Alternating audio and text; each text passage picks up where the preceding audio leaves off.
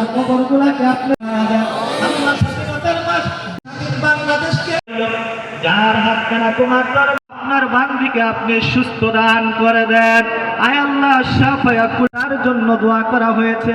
ইয়া আল্লাহ আপনার বান্দি খালেদা জিয়া, আয় আল্লাহ দেশ নেত্রী, আয় আল্লাহ তাআলা আকবার হইছে গো আল্লাহ। ইয়া আল্লাহ আমলি মুসলমানি জিন্দেগি করার তৌফিক আপনি দান করে দেন। ইয়া আল্লাহ হয়েছি কি জন্য জানেন? আমি কিন্তু আপনাদের কাছে জনসভা করতে আসি না, আমি এসেছি বাংলাদেশের 16 কোটি মানুষের,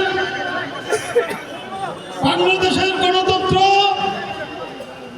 বাংলাদেশের আপসী নেত্রী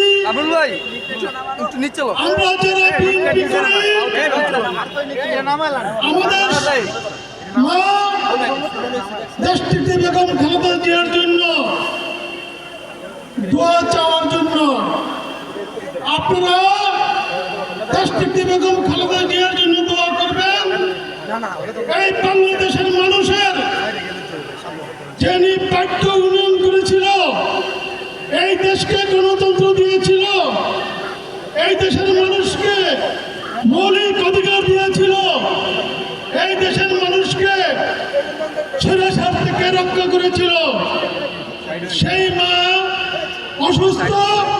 আপনারা জানেন আজকে ভোর রাত্রে ওনাকে লন্ডন নিয়ে যাওয়ার উদ্দেশ্য ছিল, কিন্তু ভাগ্যের পরিহার যেই কাতারের অ্যাম্বুলেন্সটি আসার কথা ছিল সেটি ত্রুটি দেওয়ার জন্য আজকে যেতে পারে নাই।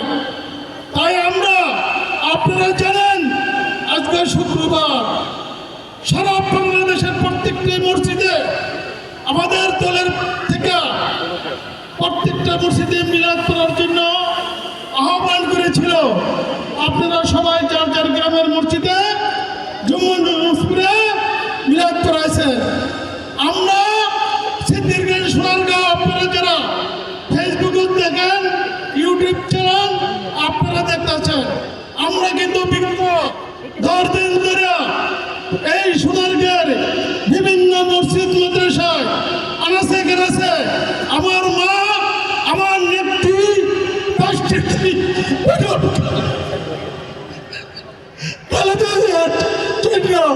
আপনাদের কাছে আমি এসেছি দোয়া চাওয়ার জন্য।